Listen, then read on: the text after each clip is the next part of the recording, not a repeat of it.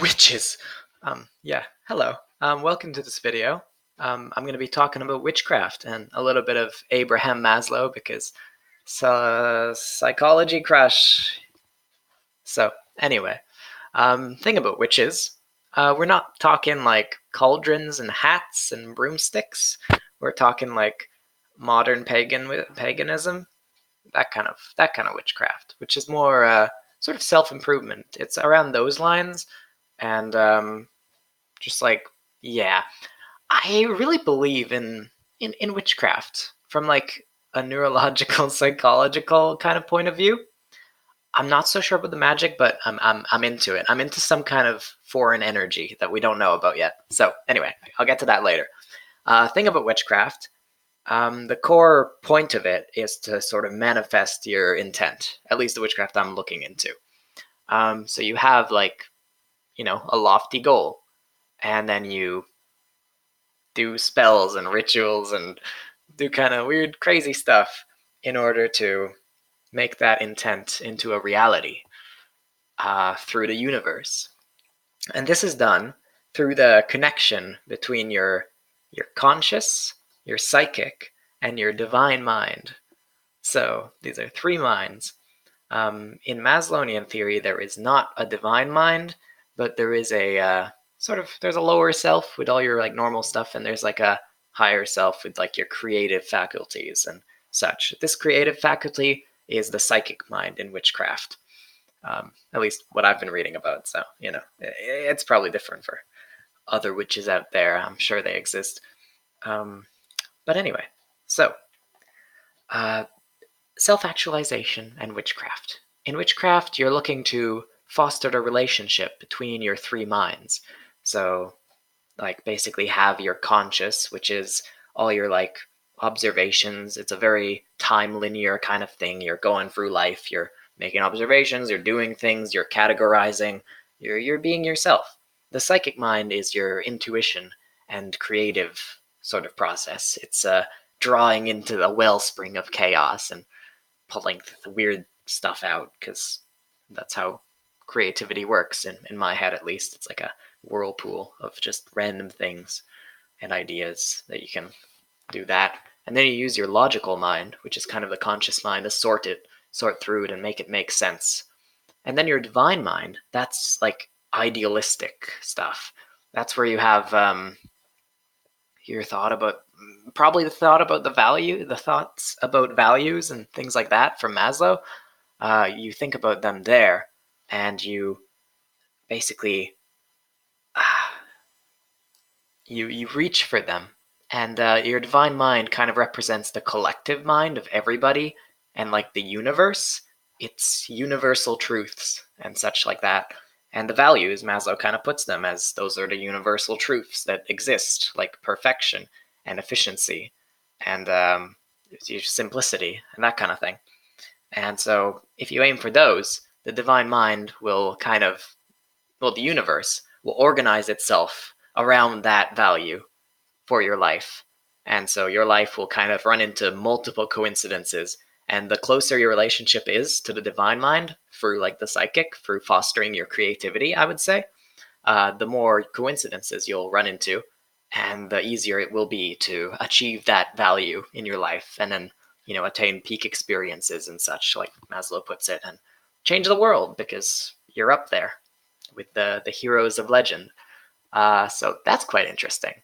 A lot of witchcraft does focus more on like smaller scale things, not exactly values, but like love and money and what else? Oh yeah, like careers. Those are quite important too. Um, so you have those three minds.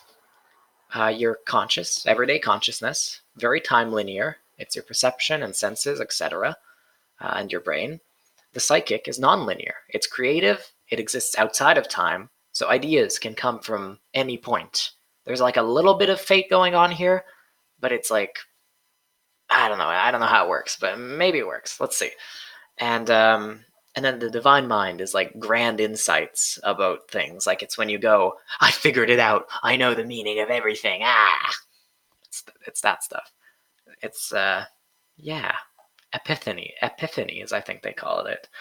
And so it's also the mind that has your intent manifested, because it's the universe. So yeah, one of our minds is the universe. One of them is creative, and one of them is logical, I guess. So that's pretty straightforward. Um, what have I been doing personally? Well, I believe in a coherent aesthetic having very potent psychological power. And when I say this, it sounds a little nonsense, but it basically means that if you have like a sort of style or theme going on, it's a lot more harmonious to like the human perception, and it allows greater focus and believability. So say you're mixing like a bunch of different like practices, like you do yoga, and then you do like something that totally isn't yoga. It's like, I don't know, uh, neurological therapy, or I don't know, something like, no, wait. What's the opposite of yoga? I feel like yoga complements everything. Honestly, that's a bad example. But anyway, basically theming something around something is a lot less jarring for the human brain. Say you walk into a room and they have a metallic cabinet, like a chrome metal cabinet, and then beside it there's like a plant or something, and then beside that there's like an animal skin rug. like what? No, and you don't like that kind of thing. And so witchcraft, it bundles all this like self-help kind of stuff, including like yoga and etc., into a nice little like aesthetic style, which is unified, and you can kind of make it how you want it, but it all kind of runs around the same idea of like spiritual power and energy. And so my little journal here, it's divided. Well, it's not really divided. It's not super organized, but it goes into visual, verbal, and vows. I just wanted to make them all V. And then action, consumption, and meditation. So you're going to want to do like several things. So this book has the vows. There's silence, fortitude, endurance, humility, observation, focus, courage, and performance. And you basically pick one to focus on for the next 2 months. And every day, it's like a ritualistic thing where you do a couple of, what are they called? The rituals of whatever vow they are. So, rituals of fortitude, I'm on right now. They involve like visualization techniques, meditation techniques, yoga kind of practices, and I don't know, like staring at a glass of water and resisting the urge to drink it, and then pouring it out. It's crazy. And feeling the.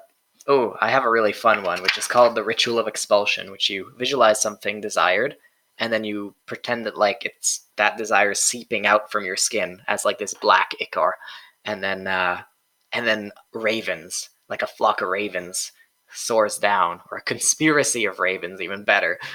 They flock down and they like peck at it and claw at it and they scrape it all off your skin, and then you're like left there just like bleeding but alive, and you don't have the desire anymore because the ravens took it off. Alternatively, you could also imagine like a gem that's like clouded with desire, whatever color you wanted. I thought black because it's very cool and symbolic and that kind of stuff. But yeah, and then like the diamond gets purified. Purified. I don't like this kind of dichotomic thinking, but it's very helpful because the human mind like really loves to think in dichotomies, and so if you incorporate them into like rituals and stuff, this sounds like a cult. Hey, let's just incorporate dichotomies into rituals and expulse the black smoke. Anyway, and one of the rituals is to slow down time for yourself and like the time around you, which is pretty interesting because you can then sort of have your mind thinking at a normal pace and kind of get more thoughts into a day through meditation, which it's yeah, it's giving yourself more time on the earth. Why not, right? Get your thinking done and over with quicker in like their perceived time. What else is there? Just like yoga and like step-by-step posture optimization. You just like go through your entire body and make sure you're sitting properly, or preferably on the floor or standing or something. Anyway, so there's those. And then I would just write like journal entries about what I was thinking about during the day. Like one time I was thinking about what about insects? Do they have individuality on like or level? Like if you treat a wasp badly, say, it'll probably be like a really mean wasp. So I would say don't judge all wasps because they are wasps and like they're jerks. Because you don't know that. You don't know that particular wasp, right? So like we are already trying to learn to not generalize people and like racial categories. Might as well do it to insects too, right? And I was thinking in a hive mind, like an ant colony that communicates via pheromones, do they have like individual personalities? Because they all kind of do their work, right? But do some of them like take longer breaks per se? I was thinking of testing that by basically having like two of the same kind of creature, like an insect, and just slapping the table and see which one goes further, or like, that kind of thing. And then there's meditative techniques, which I totally stole from like Heart of Insight, but they're really good. There's 6 of them. Go check them out. Heart of Insight. It's a website. It's like about meditation and whatever. It's very helpful stuff. And then I had a really crazy dream where let's cut it short. Basically, God was created by an ancient civilization of humans on the earth, and then they like reset the earth and like let the people who didn't know the truth live, and everyone kind of grew up with like powers and stuff, and they took it as natural because the God is created by artificial technology, and so it's science, it's scientifically based superpowers that like the God is giving people, and they're called prophets. And I'm writing a story about it. So, um, I was Osiris in that one, who's like really scary, and yeah. Anyway, um, yeah, and you can do that, and you can sketch. Like I do sketches and such, and it's just a really good little book to carry around. It also fits in one of my coat pockets, like this book. Like look at that. That's a big book. Anyway, that's Witchcraft. I'm trying to like put flowers in it, like keep them inside the pages, which is pretty cool. That's pretty much all I wanted to talk about Witchcraft today. I probably have more for another day, but for now, that's it. Also, hey, look, it's Zeus. That's Zeus.